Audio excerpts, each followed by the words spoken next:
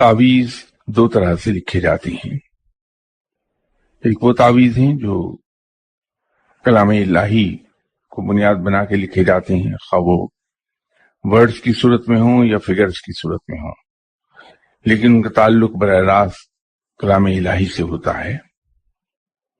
Strictly speaking ان تعویذات کے حاصل کرنے میں کوئی شرعی رکاوٹ نہیں ہے، لیکن عقیدے کے لحاظ سے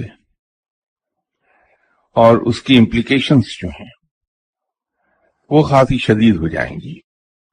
ایک سیدھی سی بات ہے کہ ہمارا ایمان ہے، رب قادر مطلق ہے، تمام قوتیں اسی کے قبضے میں ہیں، اسی کے حکم سے کام ہوتے ہیں، اسی کے حکم سے کام رکتے ہیں.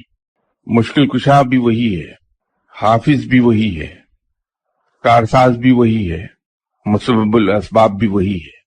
جب ہمارا عقیدہ یہ ہے تو پھر بجائے اس کے کہ ہم اللہ کو اپروچ کریں، ہم ایسی چیزوں کے پیچھے کیوں بھاگتے ہیں؟ ہم ایسی چیزوں کے پیچھے صرف اسی صورت میں بھاگیں گے ایمان جب کمزور ہو جائے گا، اور جب ان چیزوں کے ذریعے سے کام ہونے لگے گا تو ہمارا عقیدہ مزید کمزور ہو جائے گا، اور پھر ہم رب تعالیٰ کو چھوڑ کے سب کچھ بھول کے تعویذوں کے پیچھے ہی بھاگیں گے.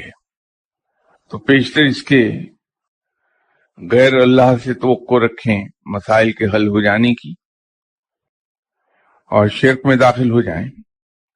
تو کیا یہ بہتر نہیں کہ ہم وقتی تکلیف تو اٹھا لیں لیکن اپنے آپ کو وابستہ صرف اور صرف رب تعالیٰ سے ہی رکھیں؟ تو یہ وقتی تکلیف فوری راحت سے کہیں بہتر ہو جائے گی اور اس کا ریوارڈ دیتا ہے.